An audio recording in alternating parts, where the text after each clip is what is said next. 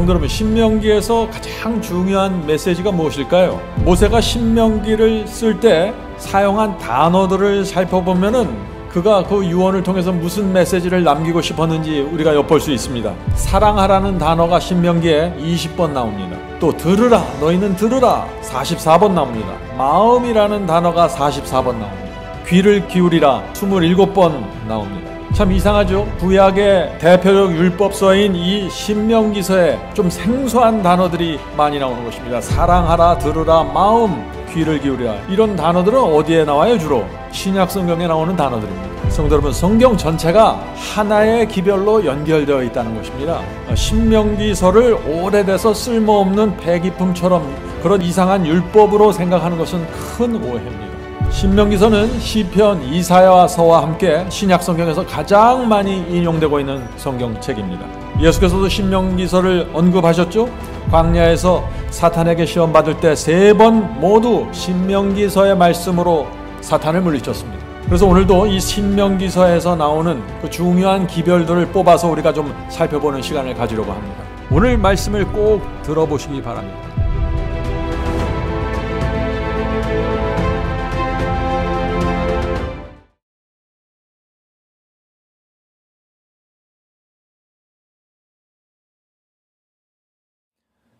사람이 죽을 때 남기는 유언이 어떻습니까? 꼭 필요하고 중요한 말씀을 남기잖아요. 신명기가 그렇다는 것입니다. 자, 신명기 6장 4절부터 5절입니다. 신명기 6장 4절부터 5절. 이스라엘아 들으라. 이것이 모세의 마음입니다. 하나님께서 택하신 이스라엘아. 그러나 너무나 말 안 듣고 목이 곧은 이스라엘아. 부디 내 말을 들으라. 그 말씀이죠. 우리 하나님 여호와는 오직 하나인 여호와시니 너는 마음을 다하고 성품을 다하고 힘을 다하여 내 하나님 여호와를 사랑하라. 이것이 신명기서의 기별입니다. 성도 여러분, 모세가 어떤 생애를 살았습니까? 어렸을 때 어머니 밑에 있다가 왕궁으로 들어가서 긴 세월을 보냈죠. 그러다가 미디안 광야에서 또 하나님의 지도하심을 받으면서 살았습니다. 40년 미디안 광야를 살았습니다. 그리고 나서 이스라엘 백성을 데리고 출애굽했습니다. 홍해를 건넜습니다. 또 광야에서 40년 동안 이스라엘 백성을 인도했습니다. 그리고 120살이 되었을 때 어떻게 돼요? 죽음을 앞두고 마지막으로 이스라엘 이 백성들에게 남긴 말씀이 뭐예요? 여호와 하나님을 사랑하라는 것입니다. 성도 여러분, 우리도 여호와 하나님을 사랑합시다. 정말 하나님께 감사하고 감사합시다. 그것이 신앙입니다. 오직 한 분이신 여호와 하나님을 마음을 다하고 성품을 다하고 힘을 다하여 사랑하라. 이것이 성경 전체의 기별입니다. 자, 이제 질문을 듭니다. 출애굽 1세대, 나이가 들은 이 출애굽 1세대는 열지양과 홍해, 광야 40년을 모두 경험했지만 그들은 모두 죽었습니다. 이제 60대 이하의 젊은 세대가 가나안에 들어가야 합니다. 그런 상황에서 모세가 이 광야 2세대의 마음에서 반드시 풀어주어야 할 것이 있는데 그것이 무엇일까요? 하는 질문입니다. 모세는 4가지를 풀어주어야 했습니다. 4가지의 의문과 불신을 풀어줘야 했던 것입니다. 첫째는 시내산에서 가나안까지 10하루면 갈 수 있는 길인데 왜 이스라엘은 40년이나 걸렸는가 하는 문제입니다. 이것이 하나님의 책임인가 아니면 이스라엘 백성들의 책임인가 하는 그 문제입니다. 두 번째는 애굽에서 나온 이 광야 1세대 부모 세대는 왜 가나안에 들어갈 수 없는가 하는 질문입니다. 출애굽할 때 장정만 60만 명이라고 했습니다. 그 대부분이 광야에서 죽은 것입니다. 다시 말해서 이스라엘 백성에서 엄청난 숫자의 부모들과 자녀들이 광야에서 죽은 것입니다. 가나안에 들어가는 이 젊은 광야 2세대의 마음에 무엇이 있을까요? 전부 가족들의 상처를 갖고 있는 사람들인데 이런 의문이 있지 않겠습니까? 하나님께서는 왜 내 부모와 내 가족을 광야에서 죽게 하셨습니까? 하나님께서 인도하신 대로 애굽을 떠나 광야로 나왔는데 왜 거기서 수십만 명이 죽어야 합니까? 왜 하나님께서는 부모 세대를 축복하지 않고 저주하셨습니까? 성도 여러분, 모세가 이런 의문과 질문에 대해서 반드시 대답할 수밖에 없는데 그래서 신명기서에 축복과 저주의 말씀이 계속해서 반복돼서 나올 수밖에 없는 것입니다. 자, 세 번째입니다. 모세는 가나안에 들어가기 전에 하나님의 율법과 의의 표준을 다시 한번 정확하게 세워야 했습니다. 모세 오경에 있었던 그 말씀들을 다시 가나안에 들어가기 전에 다시 한번 선포하는 것입니다. 새로운 기별이 아닙니다. 전에 있던 그 기별입니다. 성도 여러분, 마지막 시대 하늘 가나안에 들어가는 성도들에게도 반드시 다시 한번 이 율법과 신명기서의 기별이 선포됩니다. 이 기별을 누가 선포할까요? 요한계시록의 이 예언이 납니다. 오늘 설교의 마지막 끝에서 이 예언을 우리가 다루도록 하겠습니다. 네 번째입니다. 하나님을 믿고 의지하고 전진해서 가나안 땅을 차지할 것을 호소했습니다. 이것이 모세의 호소였습니다. 성도 여러분, 이 지금까지 우리가 살펴본 이 네 가지 문제는 과거와 구약시대 이스라엘만을 위한 것이 아니죠. 우리도 반드시 이 네 가지 문제를 이해해야 하는 것입니다. 왜냐하면 우리도 이 광야 세상을 지나서 하늘 가나안에 들어갈 백성이기 때문에 그렇습니다. 구약시대의 광야와 이스라엘은 표상이고 우리가 마지막 실체로 드러나게 되는 것입니다. 성도 여러분, 이스라엘의 문제가 무엇입니까? 한마디로 말한다면 하나님의 마음을 전혀 이해하지 못한 것입니다. 하나님의 사랑을 이해하지 못했습니다. 율법을 주신 하나님의 마음을 이해하지 못했습니다. 이것이 전부 짐이고 무거운 멍에가 되어버린 것입니다. 자, 예레미야 2장 2절 보면 하나님의 마음이 이렇게 표현됩니다. 가서 예루살렘 거민의 귀에 외쳐 말할지어다. 예루살렘 거민들에게, 내 백성들에게 가서 크게 외쳐 말해다오. 하나님의 답답한 마음입니다. 이스라엘에게 하나님의 사랑을 전해달라는 것이죠. 읽겠습니다. 여호와께서 이같이 말씀하시기를 내 청년의 때 우정과 내 신혼의 때 사랑. 이것이 무슨 말입니까? 하나님께서는 이스라엘과 우정으로 사귀고 신혼의 사랑으로 말씀하신다는 것입니다. 이것이 하나님의 마음이에요. 이스라엘 백성들을 보는 우정이고 신혼 부부의 사랑으로 보는 것입니다. 자, 계속해서 읽어보죠. 내 신혼 때의 사랑 곧 씨 뿌리지 못하는 땅 광야에서 어떻게 나를 쫓았음을 내가 너를 위하여 기억하노라. 성도 여러분, 하나님의 마음이 무엇입니까? 광야에서 너희가 어떻게 나를 쫓았음을 내가 잘 기억하노라 하는 말씀입니다. 다시 말해서 이런 뜻입니다. 너희가 애굽을 떠나 광야까지 따라온 것을 정말 고마웠다. 광야는 먹을 것도 없고 마실 것도 없는 곳인데 너희가 나를 따라왔구나. 내가 그것을 잊지 않고 기억하고 있다. 지독하게 말 안 듣는 이 아들을 끝까지 사랑하는 부모처럼 하나님께서 이 말 안 듣고 고집센 이 이스라엘을 끝까지 사랑하시는 것입니다. 우정과 신혼의 사랑으로 말이죠. 그런데 이 이스라엘 백성이 이것을 전혀 몰랐던 것입니다. 하나님의 마음을. 이것을 지켜야 가나안 들어가고 이것을 지켜야 복을 받고 전부 이런 식으로 율법주의와 행함으로 그냥 이해하고 의식으로 이해하고 무너졌던 것입니다. 성도 여러분, 하나님의 사랑을 우리가 정말 알면은 하나님을 붙잡게 됩니다. 전적으로 순종하게 됩니다. 감사와 충성으로 평생 살아가게 되는 것입니다.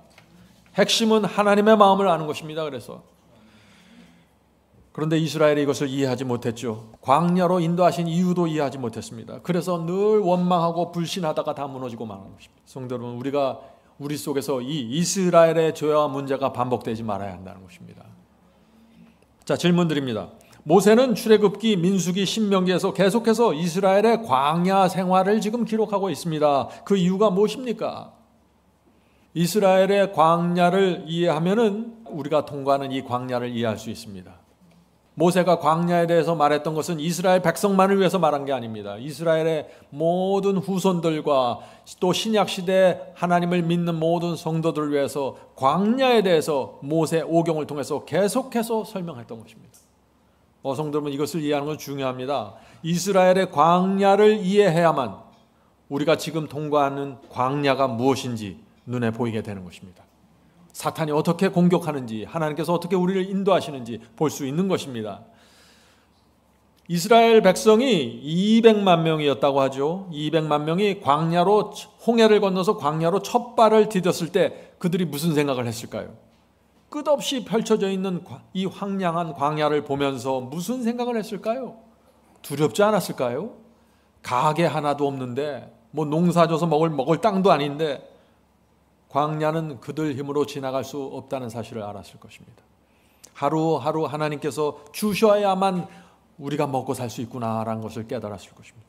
그래서 광야는 처음부터 끝까지 주님 저를 인도해 주세요. 제가 어디로 가야 합니까? 무엇을 하면서 살아야 합니까? 이렇게 계속해서 묻고 구하면서 지나가는 곳이 광야였습니다. 그래서 광야는 모든 것이 불확실합니다. 오늘 좋았다가 내일은 안 좋을 수 있습니다. 그래서 사람들이 이 광야 사례를 고통으로 생각하는 것입니다. 하나님께서 제 인생을 왜 이렇게 어렵게 하셨습니까? 언제나 이 광야의 고통이 끝나게 될 수 있을까요? 많은 사람들이 이런 생각을 갖고 광야를 지나가니까 늘 불안하고 고통스러운 것입니다. 행복할 수가 없겠죠. 그래서 오늘 우리는 이 신명기서를 통해서 이 광야를 지나가는 신앙을 다시 한번 세워야 하는 것입니다. 자, 이제 정리해줘. 질문 드립니다. 하나님의 백성이 가야 할 목적지는 어디입니까? 광야입니까? 가나안입니까?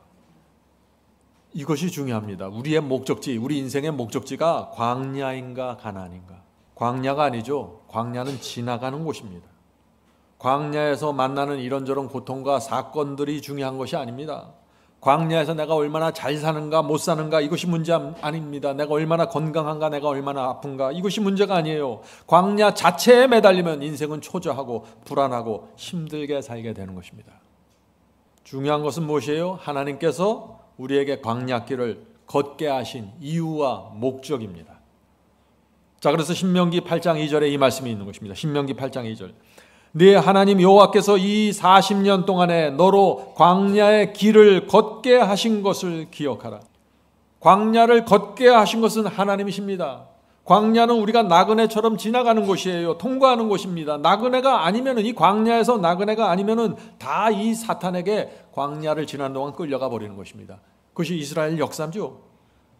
그래서 우리가 이 광야를 지나는 동안 인생이라는 광야를 지내는 동안 헛된 꿈을 꾸면 큰일 납니다.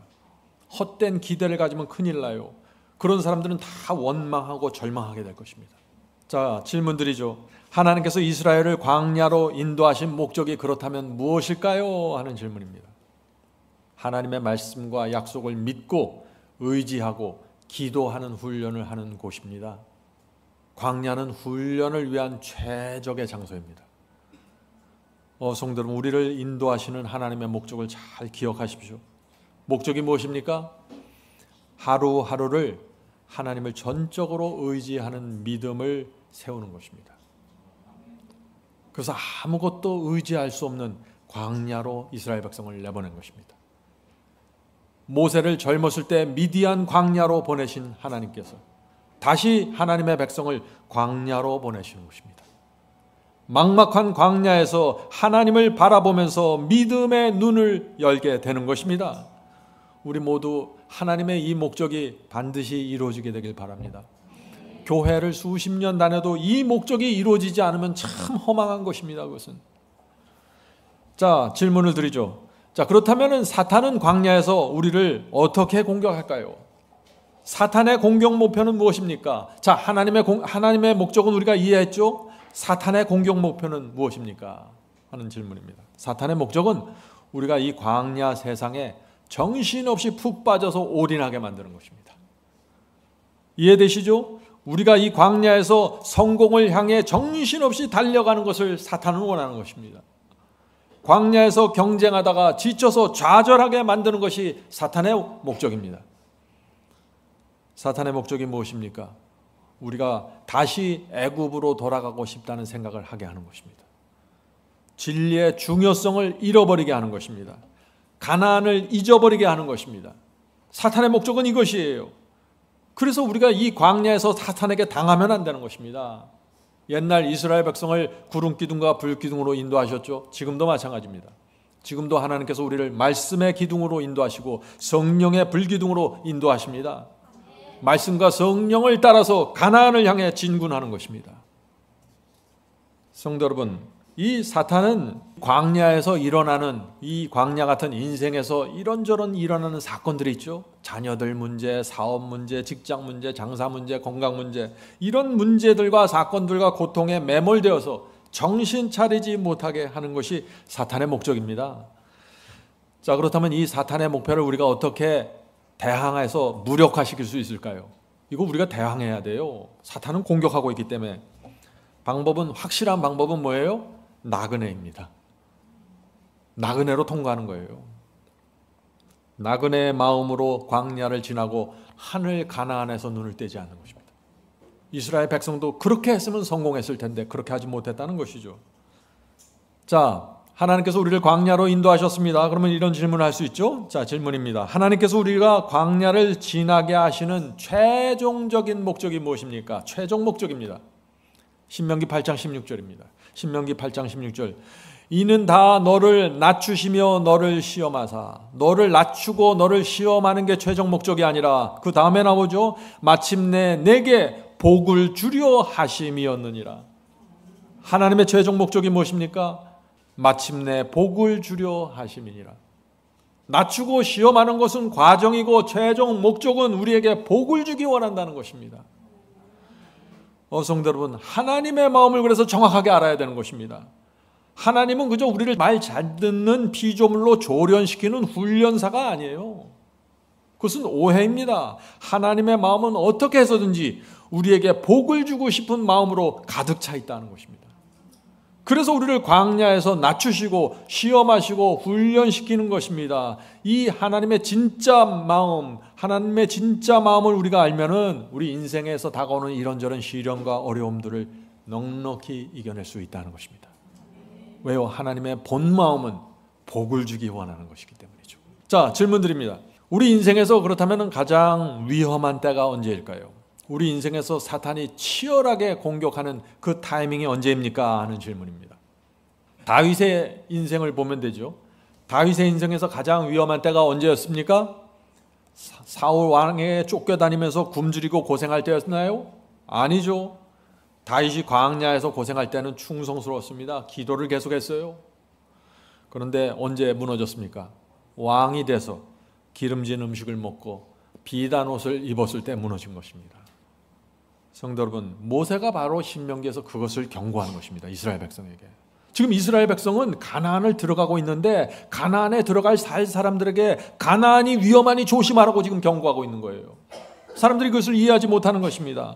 모세는 광야보다 가나안이 더 위험할 수 있으니까 조심하라 하는 기별입니다. 신명기의 기별입니다. 신명기 8장 11절부터 12절 보겠습니다. 내가 오늘날 네게 명하는 여호와의 명령과 법도와 규례를 지키지 아니하고 네 하나님 여호와를 잊어버리게 되지 않도록 삼가할지어다. 가나안에 들어가실 때 이렇게 되지 않도록 조심하라 하면서 두 가지를 주는 거죠. 뭐예요? 첫째, 여호와의 명령과 법도와 규례를 지키지 않게 될 것을 조심하라. 둘째, 여호와 하나님을 잊어버리지 않도록 조심하라. 이 두 가지 기별을 주시는 것입니다. 왜요? 지금 이스라엘 백성은 풍요로운 가나안 땅으로, 젖과 꿀이 흐르는 땅으로 들어가고 있다 하는 것이죠.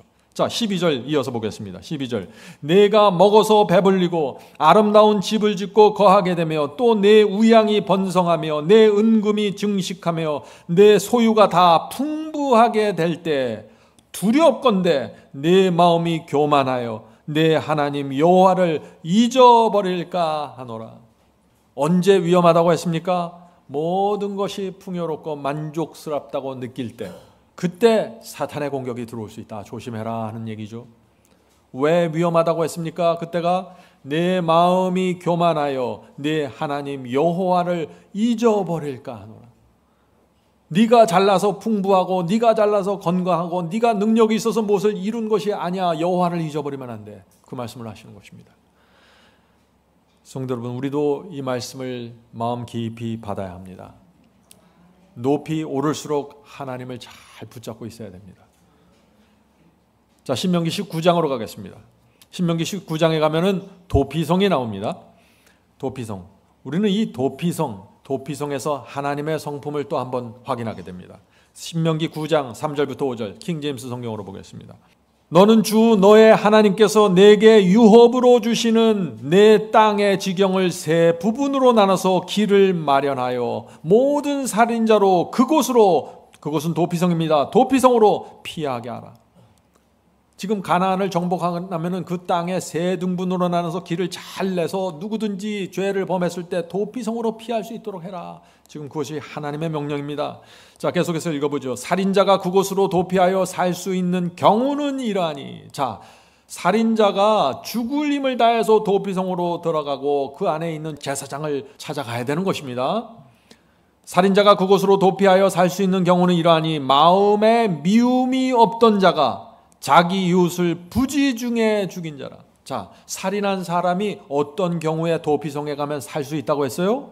마음에 미움이 없는 상태에서 부지중에 실수로 죽인 경우입니다. 자, 무슨 뜻이에요? 하나님께서는 우리의 의도와 동기를 보신다는 것입니다. 그 살인에 너의 선택과 결정이 담겨져 있는지를 보시겠다는 것입니다. 실수로 살인한 자는 도피성에서 보호받을 수 있습니다. 이것이 하나님의 성품입니다. 하나님께서 도피성을 세우신 이유와 목적을 잘 보세요. 5절 보겠습니다. 어떤 사람이 자기 이웃과 더불어 벌목하러 산림 속으로 들어갔는데 나무를 자를 때 손에 도끼를 들고 찍다가 도끼가 자루에서 빠져나가 자기 이웃을 우연히 맞추어 그가 죽으면 그 사람은 그 성읍 중에 하나로 도피하여 살지니. 나무를 하려고 지금 도끼를 휘두르는데 도끼가 쭉 실수로 빠져나갔어요. 우연히. 그래서 옆에 있던 사람을 맞아서 죽게 된 것입니다. 장면 이해하시죠? 이런 사람들은 도피해서 도피성에 가서 살아라 하는 것입니다. 성도 여러분, 이것이 하나님의 성품입니다. 하나님께서 사람의 죄를 어떻게 보시는지 잘 보세요. 하나님께서는 부지중에 우연히 실수로 의도가 없이 범한 살인자 보호해 주시겠다는 것입니다. 도피성 안에서 말이죠. 이스라엘의 도피성이 몇 개 있었습니까? 요단 동편에 3곳이 있었고 그 요단 서편에 또 3곳을 만들어 놨습니다. 다시 말해서 이스라엘에 어디에 있든지 간에 죄를 범했을 때 도망치면은 피할 수 있는 장소에 다 도피성을 세워놓은 것입니다. 이렇게 도피성을 세우시는 하나님의 마음이 이해가 되십니까? 참 하나님께서 얼마나 자비롭고 자상하신 분이세요. 단 한 사람도 억울한 심판을 받지 않게 되는 것입니다. 염려하지 마세요. 하나님의 심판은 자비롭고 자상하십니다. 단 한 사람의 억울한 케이스도 나타나지 않는 것이죠. 자, 질문 드리죠. 하나님께서는 왜 사람을 죽인 사람이 도피성의 제사장에게 피신해서 그 의도와 동기가 밝혀질 때까지 보호해 주셨을까요? 하는 질문입니다. 죄는 실수가 아니기 때문입니다. 죄는 알면서 의도적으로 하나님의 계명과 하나님의 뜻을 범하는 것입니다. 그래서 제가 늘 강조하죠. 죄가 무엇이라고요? knowingly, willingly라고 제가 표현하죠. 의도적으로 알면서. 성도 여러분, 죄는 하나님의 뜻이 무엇인지 알면서 대적하는 나의 결정과 선택입니다. 죄는 반드시 내 결정과 선택이 포함되어 있어야 되는 것입니다. 성령께서 그렇게 하지 말라고 하시는데 성령의 그 호소를 무시하는 것이 죄라는 것입니다. 루시퍼도 그렇게 죄를 범했고 아담과 하와도 그렇게 범했고 가인도 그렇게 죄를 범한 것입니다. 우연히 나도 모르게 부지불식 중에 이렇게 범한 죄는 없는 것입니다. 그런 죄는 정죄받지 않는다는 것이죠. 죄가 율법의 정죄를 받고 하나님의 심판대에 올라가는 이유는 반드시 그 안에 나의 의도와 나의 목적과 선택과 결정이 포함되어 있기 때문이라는 것입니다. 성도 여러분, 지난주에 죄를 범하셨습니까? 빨리 도피성으로 가셔야 됩니다. 지금도 도피성이 있습니다. 여러분들 아세요? 예수님의 도피성이 있는 것입니다. 빨리 피신해야 됩니다. 구약시대 도피성으로 가던 사람들은 정신없이 뛰어갔습니다. 조중에 붙잡히면 죽어요. 그래서 정신없이 뛰어간 것입니다. 지금도 예수님의 도피성으로 정신없이 뛰어가셔야 돼요. 어디로 뛰어가야 돼요? 예수께서 지금 어디 계십니까? 하늘 성소의 대제사장으로 계시는 것입니다. 기도를 통해서 하늘 도피성 성소에 들어가서 내 양심을 펼쳐놓고 내 의도와 동기를 보여드려야 하는 것입니다. 그리고 그리스도의 보혈로 양심을 씻고 죄 사함을 받으십시오. 그것이 도피성에서 다시 살아나는 경험입니다. 얼마나 감사합니까? 자, 질문 드리죠. 신명기에는 그리심산의 축복과 에발산의 저주가 나옵니다. 아주 유명한 이야기죠. 모세는 왜 그리심산의 축복과 에발산의 저주를 말했을까요? 많은 사람들이 이 사건을 알아요. 자, 신명기 11장 29절 보겠습니다. 내 하나님 여호와께서 내가 가서 얻을 가나안 땅으로 너를 인도하여 드릴 때 너는 그리심산에서 축복을 선포하고 에벨산에서 저주를 선포하라. 지금 모세가 무엇을 말해요? 너희들이 이제 가나안 땅으로 들어가면은 거기 그리심산이 있는데 그리심산에 올라가면 거기서는 축복을 선포하고 에발산에 가서는 거기 가서 저주를 선포해라. 그렇게 지금 유언을 남기는 것입니다. 모세는 왜 이런 유언을 남겼을까요? 무슨 뜻입니까 이것이? 자, 신명기 27장 12절 13절에 다시 두 산이 나옵니다. 그리심산과 에발산. 너희가 요단을 건넌 후에 시므온과 레위와 유다와 이사갈과 요셉과 베냐민은, 자, 6지파입니다. 이 6지파의 백성을 축복하기 위하여 그리심산에 서고, 자, 그리심산은 이 6지파를 축복하는 산이죠. 루벤과 갓과 아셀과 스불론과 단과 납달리 6지파죠. 이 6지파는 저주하기 위하여 에발산에 서고. 무슨 뜻인가요? 수수께끼 같은 얘기 아니에요? 가나안에는요, 이 그리심산이 있었고 에발산이 있었습니다. 이 그리심산은 나무가 무성하고 아주 풍요로워서 축복을 나타내는 그런 표상을 가진 산입니다. 또 에발산은 황폐하고 바위가 많아서 저주를 나타내기 좋은 산이었습니다. 그래서 모세가 너희가 이제 가나안에 들어가면 그리심산에 올라가서 이렇게 외치라는 것입니다. 하나님께서는 순종하는 사람들을 축복하신다라고 외치라는 것입니다. 그리고 에발산에 올라가서는 하나님께서는 불순종하는 사람들을 저주하신다라고 소리치라는 것입니다. 참 이상하죠? 왜 이런 일을 하라고 했을까요? 마치 이스라엘 백성들 12지파들을 마치 어린 그 유치원생들처럼 이산자산 몰려다니면서 지파로 나누어서 몰려다니면서 축복을 선언하고 저주의 주권을 자꾸 선포하라고 그러는 것입니다. 왜 이런 유언을 남겼을까요? 모세가 잊지 말라고 하는 것입니다. 하나님께서 축복하시는 조건과 저주하는 조건이 무엇인지 잊지 말라고 하는 것입니다. 너희 부모 세대 광야 1세대는 이것을 다 알았지만 머리로만 이해하고 그것을 몸으로 실천하지 않았고 그대로 살아가지 못해서 그래서 당한 것이야. 그러니까 너희는 이제 머리로만 이해하지 말고 직접 몸뚱이를 움직이고 팔과 다리를 움직여서 직접 이 산에 올라가서 축복을 선언하고 저 산에 올라가서 저주를 선언하면서 이것을 너희 마음 깊숙이 갖고 있어야 된다. 다시는 잊어버리면 안 된다. 모세의 마음이 이해되십니까? 모세가 죽기 전에 얼마나 걱정이 됐으면 이런 유언을 남겼을까요? 모세의 간절한 마음이 느껴지는 것입니다. 자, 질문 드리죠.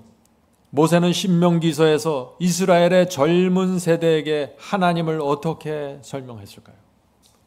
지금 이 신명기서는 이 모세가 이스라엘의 젊은 세대에게 하나님을 계속해서 소개하는 것입니다. 하나님은 어떤 분이시다. 어떤 사람들에게 축복하고 어떤 사람에게 저주하고 어떤 사람을 인도하시고 어떤 사람들은 무너지고 이것을 계속해서 설명하는 것이에요. 모세는 신명기에서 하나님을 이렇게 설명하는 것이에요. 하나님께서는 너희에게 가라고 명하시고 길을 여시며 너희보다 앞서 행하시고 능히 이루는 하나님이시다. 그러나 너희도 할 일이 있다. 하나님을 따를지 따르지 않을지는 너희가 선택하는 것이다. 축복과 저주는 너희의 선택과 결정에서 갈라지는 것이야. 너희가 그리심 산에 올라가는 것도 너의 결정이고 너희가 에발산에 올라가는 것도 너희의 선택이야. 너희는 어떤 산을 올라갈래? 그 질문을 하고 있는 것입니다. 성도 여러분, 자유의지의 복음입니다. 하나님의 인도하심과 인간의 자유의지 사이에 어떤 관계가 있는지 정확하게 보십시오. 신앙이 이것을 정확하게 이해해야 신앙이 세워지는 것입니다. 하나님께서는 광야 40년 동안 이스라엘을 신실하게 인도하셨죠. 그러나 이스라엘은 계속해서 불평하고 마음대로 생각하고 자기 뜻대로 판단하면서 불순종하고 말았습니다. 하나님 그것은 내 생각과 다릅니다 라고 말했죠. 다 모든 것이 그들의 선택이었고 결정이었다는 것입니다. 그 결과가 무엇이었어요? 저주와 멸망이었다는 것입니다. 하나님께서는 그리심산에 올라가길 원했는데 이 사람들은 에발산에 올라갔다는 것이죠. 그들의 선택이었다는 것입니다. 모세는 이스라엘의 그 광야 40년의 모든 모습을 다 지켜보았습니다. 그래서 광야 2세대에게 이렇게 말하는 것입니다. 너희는 부모와 같은 죄를 범하지 말라. 하나님을 원망하지 말라. 모든 것은 너희의 선택으로 결정될 거야. 성도 여러분, 사실 이건 너무나 당연한 말인데 왜 모세가 이것을 이렇게 반복하는지 전 모르겠어요. 참 모세의 마음이 얼마나 답답했을까요? 이 지구가 어떤 곳입니까? 우주의 먼 곳에서 이 지구를 보면요, 먼지보다 작게 보입니다. 정말 그렇습니다. 이 우주를 보면은 겸손해질 수밖에 없어요. 그런데 이런 먼지 같은 곳에 사는 우리 인간이 우주를 지배하는 하나님께 대들고 항의하는 것입니다. 하나님, 나는 하나님의 그 말씀에 동의할 수 없습니다. 내 뜻과 다릅니다. 난 그렇게 선택할 수 없습니다. 난 그 길이 아니라 에발산으로 가겠습니다. 하나님 앞에 고개를 쳐들고 이렇게 말하는 것입니다. 하나님께서 그런 백성을 어떻게 하늘 도성까지 인도할 수 있을까요? 불가능하다는 것입니다. 하나님이 아무리 사랑하고 아무리 은혜를 베풀려고 해도 계속해서 반대의 결정을 가고 반대 길을 선택하고 있는데 어떻게 하라는 것이에요? 사탄의 공격에서 보호해 주실 수 없다는 것이죠. 이 신명기서는 중요한 책입니다. 이스라엘 백성에게. 그래서 이스라엘 왕들마다 다 날마다 이 신명기서를 읽어야 됐습니다. 자, 신명기 17장에 그 말씀이 나오죠. 신명기 17장 18절 19절입니다. 그가 왕위에 오르거든 레위 사람 제사장 앞에 보관한 이 율법서를, 신명기를 얘기하는 것입니다. 이 신명기를 등사하여 복사해서 평생 자기 옆에 두고 읽어서, 왕이 자기 옆에 두고 읽어서 그 하나님 여호와 경외하기를 배우며 이 율법의 신명기의 모든 말과 이 규례를 지켜 행할 것이라. 이것이 모세의 유언입니다. 이스라엘 왕들이 모세의 이 말씀을 따랐으면 어떻게 됐을까요? 이스라엘의 역사는 전혀 달라지는 것입니다. 사울도 멸망하지 않았을 것이고, 다윗도 무너지지 않았을 것이고, 솔로몬도 타락하지 않았을 것입니다. 신명기서를 정확하게 붙잡고 있었다면 말이죠. 그러나 이스라엘 왕들이 이 모세의 마지막 유언 신명기서를 소홀히 여겼고 그 결과 수많은 왕들과 백성들이 멸망의 길을 간 것입니다. 그래서 이 신명기서에서 결정됐다는 것입니다. 이스라엘 왕들 중에 이 신명기서를 붙잡고 회개하고 개혁하는 사람들은 놀라운 길을 또 걸어갔던 것입니다. 자, 이제 신명기서에 도대체 어떤 율법이 기록되었길래 이 신명기서의 율법서가 이렇게 강조되는가 이제 좀 살펴보죠. 신명기의 율법을 살펴보면은요, 이곳에 하나님의 깊은 사랑이 보이는 것입니다. 많은 사람들이 이 신명기의 율법을 참 이상하고 엉뚱하고 이해하지 못할 것으로 바라보는데 신명기서를 실제로 읽어보세요. 어떤 신학자들의 말을 듣지 말고 여러분의 눈으로 신명기서를 읽어보세요. 이게 무엇을 말하고 있는지. 신명기 24장 5절입니다. 사람이 새로이 아내를 취하거든 그를 군대로 내어 보내지 말 것이요 무슨 직무든지 그에게 맡기지 말 것이며 그는 1년 동안 집에 한가히 거하여 그 취한 아내를 즐겁게 할지니라. 성도 여러분, 하나님의 사랑이 보이십니까? 신랑 신부를 사랑하는 그 아버지의 마음이 느껴지지 않나요? 군대 보내지 말고 1년 동안 그 아내를 즐겁게 해줘라. 성도 여러분, 율법을 오해하지 마세요. 율법이 무엇인지를 알면은 하나님 앞에 완전히 굴복하게 되는 것입니다. 신명기 24장 6절입니다. 사람이 맷돌의 전부나 그 윗장만이나 전당하지 말지니라. 자, 전당포에 맡기지 말지니라. 이는 그 생명을 전당함이니라. 이 율법은 또 무슨 뜻입니까? 가난한 자가 아무리 전당포에 와서 이 맷돌을 전당 잡혀라고 사정해도 들어주지 말라는 것입니다. 왜 하나님께서 이런 율법을 주셨을까요? 이 가난한 사람은 맷돌만큼은 있어야 그래도 곡물을 갈아서 먹을 거 아니에요. 근데 이 가난한 사람들이 와서 맷돌까지 전당 잡히면 어떻게 되는 거예요? 생명을 전당 잡히게 된다는 것입니다. 저는 이런 말씀을 읽을 때 하나님께서 굳이 이런 말씀까지 해야 될까? 아버지이기 때문에 그런 것입니다. 율법은 하나님의 사랑의 표현입니다. 율법은 하라 하지 말라로 표현됐지만 그 속에 깊이 담겨져 있는 것은 사랑입니다. 우주를 통치하는 엄청난 하나님께서 인간의 맷돌까지 챙겨주시는 것입니다. 성도 여러분, 이 율법서 신명기에 나타난 하나님의 사랑을 보십시오. 그렇게 되면 하나님께 무릎 꿇게 되는 것입니다. 주여 말씀만 하옵소서, 제가 듣겠나이다. 이것이 신명기를 읽는 성도들의 고백이 되어야 하는 것이죠. 신명기 24장 12절 13절입니다. 그가 가난한 자이거든 너는 그의 옷 전당물을 가지고 자지 말고 해질 때 전당물을 반드시 그에게 돌릴 것이라. 하나님께서 참 가난한 자들을 불쌍히 여기시는 것 같아요. 무슨 뜻이죠? 가난한 자의 옷을 전당 잡았으면은 해가 질 무렵에는 돌려주라는 것입니다. 왜 그럴까요? 해가 지면은 밤이 되고 춥잖아요. 그러니까 추우니까 전당 잡힌 옷을 밤 시간에 돌려주고 아침에 해가 뜨고 따뜻해지면 다시 그 옷을 받으라는 것입니다. 너무 디테일하지 않아요? 이것이 율법이고 하나님의 사랑입니다. 하나님의 율법에 대한 오해와 편견 내려놓으세요. 여러분은 모릅니다. 우리는 하나님의 마음을 모르는 거예요. 왜 율법을 주셨는지. 거기에 이스라엘이 무너진 것입니다. 하나님의 모든 계명은 다 이런 하나님의 깊은 사랑에서 나온 것입니다. 그런데 오늘 많은 사람들이 이렇게 항의하죠. 율법은 이해되지 않습니다. 왜 하나님께서 그런 율법까지 만들었습니까? 건축과 음식과 위생에 대한 율법까지 다 지켜야 합니까? 나는 하나님 이해할 수 없습니다. 율법은 십자가에서 패한 것이 아닙니까? 하는 얘기 말이죠. 그런 사람들은 율법을 패하는 게 아니라 하나님의 사랑을 패하는 것입니다. 이게 뭔지 잘 이해하셔야 돼요. 지금 이 신명기서의 핵심이 뭔지 저는 그런 분들에게 이렇게 대답하고 싶습니다. 성도 여러분, 모르면 침묵하십시오. 하나님께서 얼마나 크고 위대한지 알면 조용히 순종하게 됩니다. 하나님의 사랑과 지혜를 알면 알수록 우리의 순종은 깊어지게 되는 것입니다.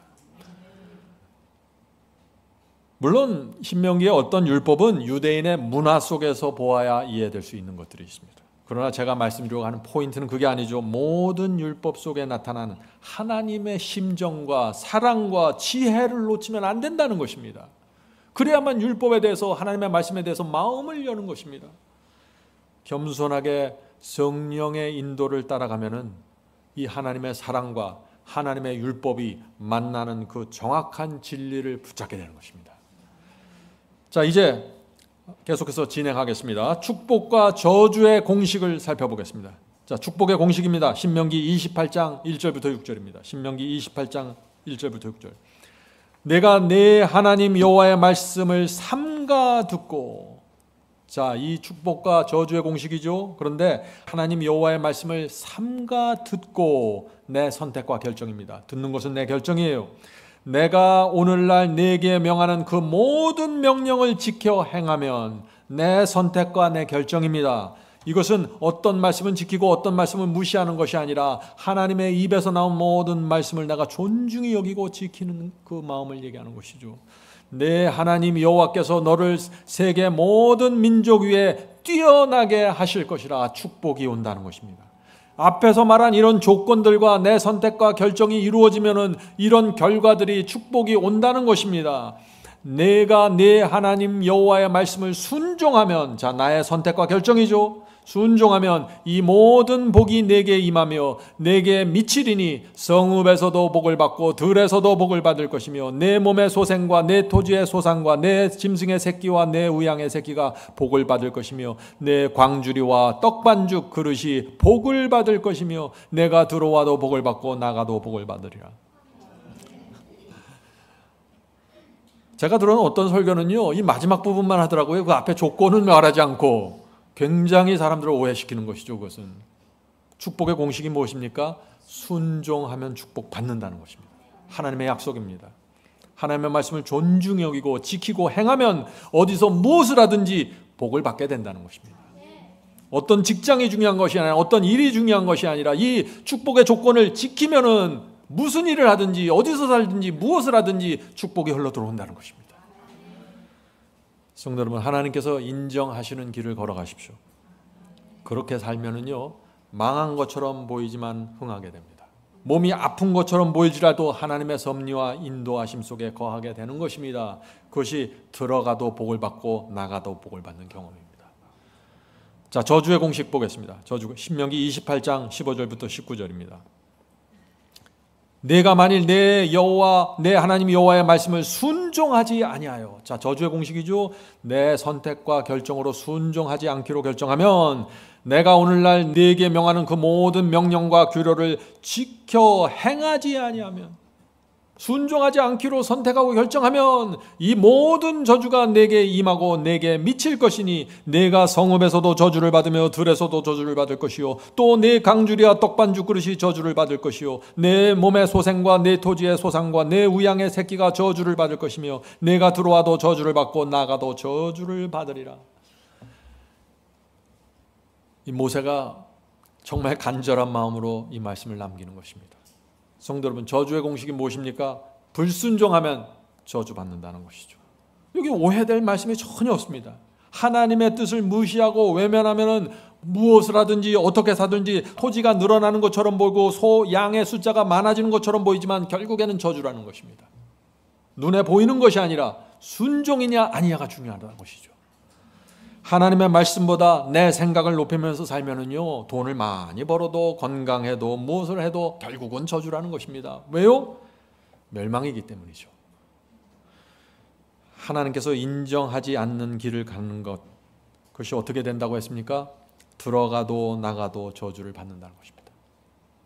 성도 여러분, 이 모세의 이 말을 우리가 정말 마음에 받아들여야 됩니다. 이것이 무엇인지 말이죠. 이 모세가 저주를 받을지어다, 저주받는다 하는 것이 무슨 뜻이에요? 하나님께서 사탄의 공격과 미혹으로부터 우리를 보호해 줄 수 없다는 것이에요. 그것이 저주예요. 하나님의 보호를 받지 못하는 것, 그것이 저주입니다. 그래서 자꾸 잘 되는 것 같으니만 내적으로 영적으로 무너져 버리는 것입니다. 자, 모세는 또 신명기 30장에서 다시 한번 또 축복과 저주의 공식을 선언합니다. 이 모세가 신명기 전체에서 축복과 저주를 계속해서 반복하는 이유가 있겠죠. 자, 신명기 30장 15절부터 18절에 결정적인 선언하십니다. 보라, 내가 오늘날 생명과 복과 사망과 화를 내 앞에 두었나니. 이건 또 무슨 얘기예요? 지금 모세는 자유의지의 복음을 말하는 것입니다. 하나님께서 우리에게 선택할 수 있는 자유를 주셨어. 생명, 복, 사망, 화, 이 네 가지를 너희 앞에 두셨어 하고 말하는 것입니다. 계속해서 읽어보죠. 곧 내가 오늘날 너를 명하여 네 하나님 여호와를 사랑하고 그 모든 길로 행하며 그 명령과 규례와 법도를 지키라. 축복의 조건입니다. 하는 것이라. 그리하면 네가 생존하며 번성할 것이요. 자, 생명과 복을 받는다는 것이죠. 순종하면 생명과 복을 받는다. 그러나 네가 만일 마음을 돌이켜 듣지 아니하고 유혹을 받아서 다른 신들에게 절하고 그를 섬기면, 사탄의 유혹에 끌려가면 무너진다는 것입니다. 내가 오늘날 너희에게 선언하니 너희가 반드시 망할 것이라. 성도 여러분, 이 저주의 공식대로 살면은 반드시 망한다는 것입니다. 이스라엘 백성들에게 이렇게 정확하게 얘기했는데, 전했는데 무너진 것입니다. 참 어떻게 이해해야 될지 모르겠어요. 하나님께서 오늘날 우리에게도 무엇을 선택할지 물으시는 것입니다. 여호와를 사랑하고 순종하면 축복이고, 너희 생각을 높이고 불순종의 길을 걸어가면 망하는 것인데 어떻게 할래 하고 물으시는 것입니다. 성도 여러분, 우리가 어떤 길을 선택해야 될까요? 하나님께서는 우리 모두에게 기회를 주십니다. 모든 사람이 생명과 복을 누릴 수 있는, 그것을 선택할 수 있는 기회가 제공되는 것입니다. 어쩌다가 할 수 없이 나도 모르게 그렇게 그 길로 가는 것이 아니에요. 다 알면서 내가 결정하는 것입니다. 성령의 호소가 분명하게 이루어지는 것입니다. 그래서 어떻게 해요? 우리가 하나님께서 주신 이런 기회를 무시하고 거절하면 어떻게 되나요? 그 거절할 때마다 우리 양심이 둔해지고 마비되어 가는 것입니다. 계속해서 거절하면 어떻게 돼요? 양심이 둔해지면서 멸망으로 들어가게 되는 것입니다. 그래서 가인이 멸망했고, 그래서 사울왕, 바로왕, 수많은 사람들이 충분한 기회를 얻었음에도 불구하고 거절하고 마음이 강팍해지면서 멸망당한 것입니다. 그것이 구약시대의 역사 아닌가요? 자, 이제 신명기 31장으로 넘어갑니다. 자, 신명기 끝을 향해서 우리가 가고 있죠. 이스라엘에 대한 장래 예언이 펼쳐집니다. 이 모세가 이스라엘 백성에 대한 예언을 합니다. 이 예언에서도 하나님의 마음이 또다시 드러나게 되죠. 자, 신명기 31장 16절부터 18절입니다. 신명기 31장 16절부터 18절. 여호와께서 모세에게 이르시되 너는 너의 열조와 함께 자려니와. 지금 여호와께서 모세에게 말하죠. 너는 너의 조상 열조들과 무덤에서 잠자게 될 거야, 죽게 될 거야 하는 말씀을 하시는 것입니다. 너는 자려니와 이 백성은 들어가고 할 그 땅에서, 가나안 땅에서 일어나서 이방 신들을 음란히 쫓아 나를 버리며 내가 그들과 세운 언약을 어길 것이라. 이스라엘 백성들이 또다시 그들 부모처럼 배도하게 될 거야. 내가 축복과 저주의 공식을 이렇게 분명하게 주었음에도 불구하고 그들은 아발산으로 올라갈 거야. 아발산으로. 그 말씀을 하는 것이죠. 18절입니다. 그들이 돌이켜 다른 신을 쫓는 모든 악행을 인하여 내가 그때 반드시 내 얼굴을 숨기리라. 하나님께서 언제 얼굴을 숨기신다고 했어요? 하나님의 뜻과 말씀과 계명을 버리고 지키지 않을 때, 그때 하나님께서 얼굴을 숨기시겠다고요. 무슨 뜻입니까? 나 너희들 꼴도 보기 싫으니까 나 숨을 거야, 그 얘기인가요? 아니죠. 하나님께서는 이 순종하지 않은 이 백성들과 함께 하지 못하신다고 지금 말하는 것입니다. 왜 그럴까요? 이스라엘 백성이 사탄을 선택했기 때문이에요. 하나님과 사탄의 전쟁이 벌어지고 있는데 이스라엘 백성이 사탄에게 몰려간 것입니다. 하나님을 버리고 말이죠. 그런데 어떻게 하나님께서 그들에게 달려가서 도와줄 수 있겠어요? 그들의 선택과 결정이 이루어지고 있는데 계속해서 말이죠. 탕자가 아버지를 떠나기로 결정했을 때 아버지가 그 탕자를 위해서 할 수 있는 것이 무엇이었습니까? 아무것도 없었어요. 눈물을 흘릴 수밖에 없는 것입니다. 하나님께서도 그런 입장이라는 것입니다. 신명기 31장 29절 30절 보겠습니다. 신명기 31장 29절 30절. 내가 알거니와 내가 모세가 죽은 후에 너희가 스스로 부패하여 이스라엘 백성들이 부패하여 내가 너희에게 명한 길을 떠나서 여호와의 목전에 악을 행하여 너희 손으로 하는 일로 그를 경록해 함으로 너희가 말세에 재앙을 당하리라 하리라. 모세가 종회에서 이 노래의 말씀을 끝까지 읽어 들리니라. 성도 여러분, 모세가 마지막 유언으로 이스라엘 백성에게 이 말을 남길 때 이스라엘 백성들의 마음에 무슨 생각을 했을까요? 모세요, 우리는 그렇지 않습니다. 우리는 그렇게 하지 않을 거예요. 그런데 모세는 이 예언을 했어요. 이 예언이 그대로 이루어졌습니다. 무슨 뜻인가요? 장차 이스라엘은 하나님의 율법을 버리고 배도하고 망할 것이라는 것입니다. 그런데 그 모세가 무엇을 얘기해요? 이 예언을 너희는 노래로 만들어서 날마다 불러, 그렇게 명하신 것입니다. 왜 그렇게 명령했을까요? 예언이 그렇지만은 너희는 계속해서 기도하고 경계하고 조심하라고 호소하는 것이겠죠. 성도 여러분, 아십니까? 마지막 시대를 위한 예언의 노래가 있습니다. 사도 요한이 밤모섬에서 남긴 그 마지막 시대를 위한 예언의 노래, 그것이 무엇이죠? 요한계시록입니다. 그래서 제가 말씀드리는 것입니다. 여러분들 반드시 바이블 칼리에 오셔서 마지막 시대 예언을 공부하셔야 되는 것입니다. 요한계시록은 마지막 시대의 교회가 바벨론이 되고 부패하고 망할 것이라고 예언하고 있습니다. 그래서 우리는 그 예언의 노래를 계속해서 부르면서 이 교회와 세상을 향해서 경고해야 하는 것입니다. 그것이 우리의 사명입니다. 그것이 사도 요한의 유언입니다. 하나님의 뜻입니다. 자, 질문 드리죠. 가나안에 들어가는 이스라엘 백성에게 하나님께서는 신명기 기별을 주셨습니다. 자, 그렇다면은 마지막 시대 하늘 가나안을 향해 가는 성도들에게 어떤 기별을 주실까요? 하는 질문이죠. 중요한 질문이죠. 현대판 신명기 기별을 주시는 것입니다. 마음을 다하고 성품을 다하고 힘을 다하여 내 하나님 여호와를 사랑하라. 여호와를 사랑하는 자는 계명을 지키고 순종하라. 이 결입니다. 이 기별이 다시 한번 반복되는 것입니다.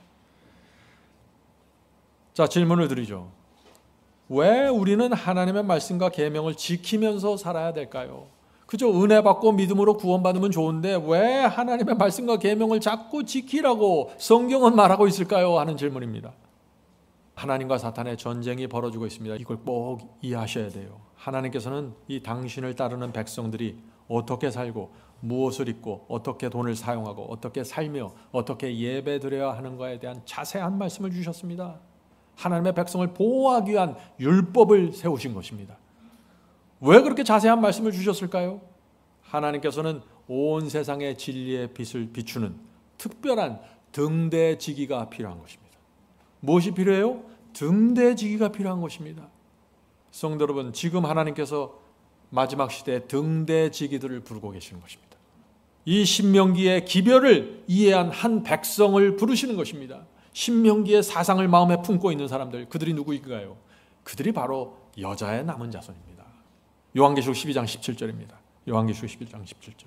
용이 여자에게 분노하여 돌아가서 그 여자의 남은 자손 곧 하나님의 계명을 지키며 예수 증거를 가진 자로 더불어 싸우려고 바다 모래 위에 섰더라. 성도 여러분, 왜 여자의 남은 자손은 하나님의 계명을 지킬까요? 중요한 질문입니다. 우리가 회개한 증거가 무엇입니까? 회개한 증거, 하나님을 사랑하는 것입니다. 회개하면 하나님을 사랑하게 되어 있습니다. 하나님을 사랑하는 증거가 그렇다면 또 무엇인가요? 하나님의 계명을 지키는 것입니다. 그래서 예수께서 이런 말씀을 계속해서 요한복음에 기록하신 것이에요. 요한복음 14장 15절, 너희가 나를 사랑하면 나의 계명을 지키리라. 요한복음 14장 12절, 나의 계명을 지키는 자라야 나를 사랑하는 자니. 요한복음 15장 10절, 내가 아버지의 계명을 지켜 그의 사랑 안에 거하는 것 같이 너희도 내 계명을 지키면 내 사랑 안에 거하리라. 그래서 예수께서는 사랑과 계명을 하나로 묶었습니다. 그것이 모세가 남긴 신명기서의 기별이라는 것입니다. 그래서 신명기서에 계속해서 사랑이 나오면서 율법을 높이 들어올리고 있는 것이죠. 성도 여러분, 그래서 이 요한계시록에도 계명을 지키는 자들이 나오는 것입니다. 요한계시록에 하나님의 계명을 이라는 단어가 3번 나옵니다. 어떤 장면에서 나옵니까? 요한계시록 12장에 첫 번째 나오죠. 요한계시록 12장 17절, 잘 아는 성경절이죠. 용이 여자에게 분노하여 돌아가서 그 여자의 남은 자손 곧 하나님의 계명을 지키며, 분명합니다. 마지막 시대에 하나님의 계명을 지키는 자들이 나타난다는 것입니다. 그들이 누구예요? 현대판 신명기의 정신을 갖고 있는 사람들이라는 것입니다. 사랑과 율법이 하나로 묶여져 있는 사람들 말이죠. 가나안의 땅에 들어갈 자격이 무엇인지 보여주는 그 모세의 기별, 신명기서의 기별이 마지막 시대에 다시 나타나는데 그것이 여자의 남은 자손들에게 나타난다는 것입니다. 자, 요한계시록 어디에 또 하나님의 계명이 나타납니까? 짐승의 표 환란 때 나타납니다. 자, 그 말씀 보죠. 계시록 14장 11절부터 12절입니다.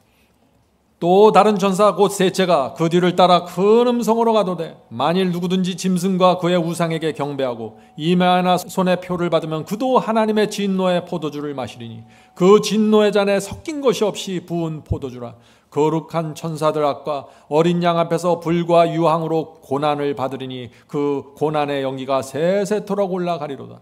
짐승과 그의 우상에게 경배하고 그 이름의 표를 받는 자는 누구든지 밤낮 쉼을 얻지 못하리라 하더라.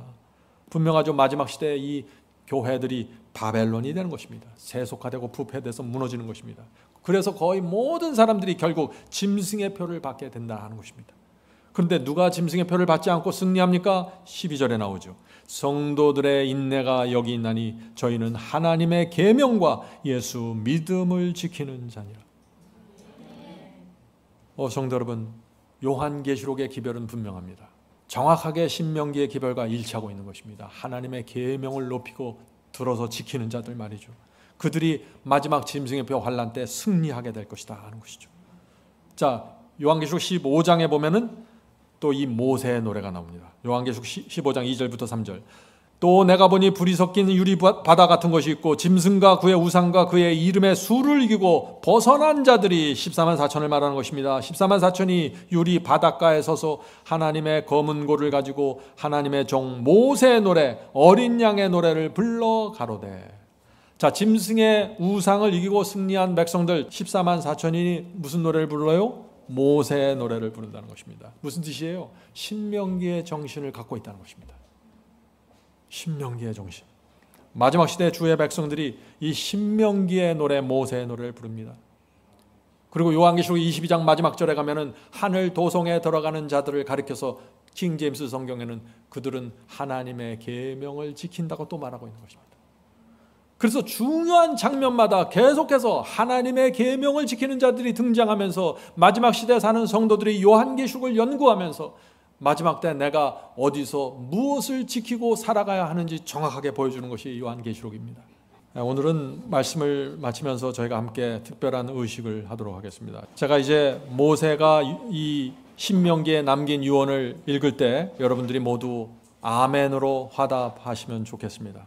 여러분들이 과거 구역시대 이스라엘로 돌아가서 그리심산에서 하나님의 축복을 크게 화답했던 이스라엘의 백성들을 연상하시면서 아멘으로 크게 화답해 주시길 바랍니다. 제가 성경전을 읽으면 화답해 주시기 바랍니다. 신명기 6장 5절 6절. 너는 마음을 다하고 성품을 다하고 힘을 다하여 내 하나님 여호와를 사랑하라. 오늘날 내가 네게 명하는 이 말씀을 너는 마음에 새기고. 아멘. 신명기 28장 1절 6절. 내가 네 하나님 여호와의 말씀을 삼가 듣고 내가 오늘날 네게 명하는 그 모든 명령을 지켜 행하면 네 하나님 여호와께서 너를 세계 모든 민족 위에 뛰어나게 하실 것이라. 내가 네 하나님 여호와의 말씀을 순종하면 이 모든 복이 내게 임하며 내게 미치리니 성읍에서도 복을 받고 들에서도 복을 받을 것이며 내 몸의 소생과 내 토지의 소생과 내 짐승의 새끼와 내 우양의 새끼가 복을 받을 것이며 내 광주리와 떡반죽 그릇이 복을 받을 것이며 내가 들어와도 복을 받고 나가도 복을 받을 것이니라. 아멘. 성도 여러분, 성령께서 부디 저희 모두를 이 신명기의 백성으로 세워주시길 제가 간절히 바랍니다. 하늘에 계신 저희들의 아버지, 신명기의 기별을 주셔서 감사합니다. 신명기를 오해한 저희를 용서해 주시옵소서. 하나님의 율법에 담긴 그 주의 깊은 사랑을 저희가 잘 몰랐습니다. 그러나 이제라도 저희가 모세가 유언을 통해서 남겨주신 그 하나님의 사랑의 기별을 받게 돼서 감사합니다. 주여, 이제 저희가 주 앞에 나가 무릎을 꿇습니다. 주여, 이제 저에게 무엇이든지 말씀만 하여 주시옵소서. 저희가 간절한 마음으로 그것을 받고 평생 지키면서 행하면서 살기를 원합니다. 주여, 도와주시옵소서. 저희가 가는 길을 성령께서 인도하여 주시옵시고 말씀의 기둥과 성령의 불기둥으로 지도해 주시옵소서. 주여, 마지막 시대 하나님의 계명을 지키는 여자의 남은 자손이 나타날 것이라는 예언을 보았습니다. 주여, 저희가 부족하지만 그 예언을 성취시키는 성도가 되길 원합니다. 주여, 도와주시고 저희가 여자의 남은 자손 속으로 들어갈 수 있도록 인도해 주시옵소서. 하늘에 계신 아버지, 이제 저희가 주께서 수천 년 전에 주셨던 그 말씀을 다시 불러내서 저희의 마음에 새기기를 원합니다. 이 광야 같은 세상에서 하나님을 의지하고 신뢰하고 하나님의 마음을 이해하면서 따라갈 수 있도록 지도해 주시옵소서. 이 광야의 생활에 매달리지 않고 집착하지 않고 하늘 가나안을 보면서 감사와 기쁨으로 통과하게 지도해 주시옵소서. 이 모든 말씀 예수님의 이름으로 간절하게 기도드립니다. 아멘.